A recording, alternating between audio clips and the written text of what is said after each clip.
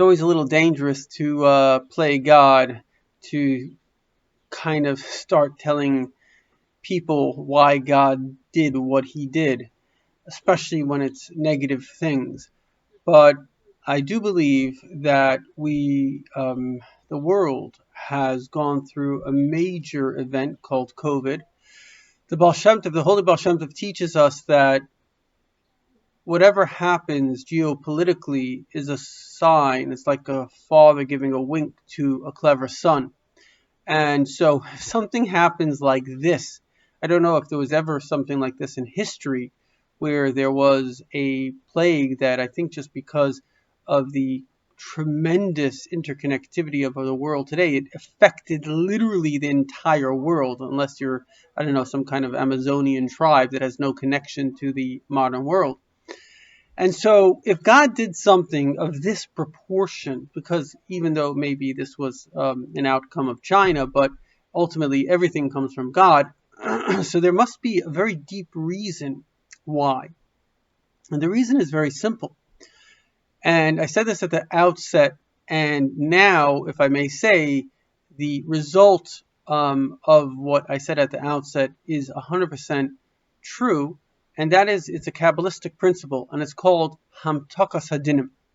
And I don't want to go too Kabbalistic, too much into it. I don't want to take too much time. But the basic idea of the principle is as follows.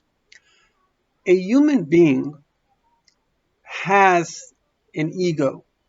Now, the ego is like the gas in the car. Without the gas, the car ain't going anywhere. You could have the nicest car in the world. Without the gas, it ain't going nowhere.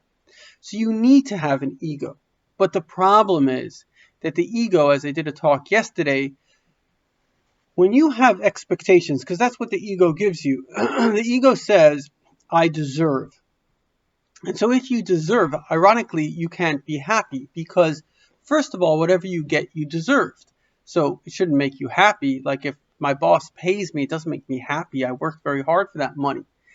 But the second thing is, that you can never be happy because everything you have, you deserve.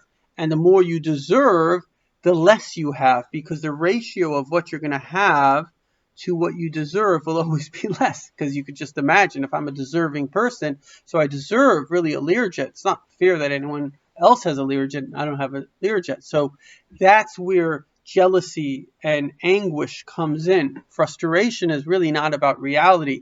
It's about the imbalance of your expectations, what you deserve, and reality.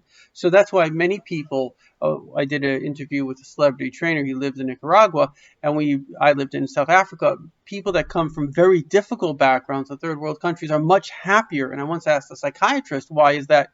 And he says, because their expectations are less. In other words, if they expect, they say, I deserve this standard of life. So if they have it, they're happy. If they have more, then they're super happy. But people who deserve this standard of life, if they don't have it, then they're unhappy. So you can see how expectations can really screw us up. And all of that is based on the ego, and it's based on an arrogance. And it's not even something that people realize. The Baal Shem Tov, amazingly, from all his teachings, is the only one who says that was like a divine inspiration, like Hashgacha Pratis, that came to him. An amazing example. We all have an innate ego. And the example he gives of this is of somebody that's going, let's say, in a car, and then he falls asleep, and his driver takes him up onto, let's say, a mountain, and the mountain is flat, so he's driving forward. He wakes up. He doesn't know that he has an ego. We don't realize that we have an ego.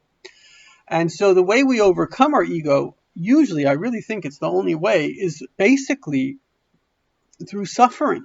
Because as long as things are good, our ego will always tell us, and again, this is all subconscious, so you don't even have control over it. Our ego immediately assumes it's because I'm so great. That's why it's good. So basically, this suffering, to many people, as of myself, I didn't physically suffer it all through COVID, but in a way, it lowered my ego. I mean, it lowered my ability to, certainly lowered my paycheck a little bit. It lowered my ability to travel all over. It lowered my fantasies of, let's say I could take a vacation here. Well, I can't. And so therefore it creates a certain humility. It's like the child that's throwing a tantrum. You say no. So eventually the child learns, I'm not the boss of the world. And in that humility, you become a wonderful human being.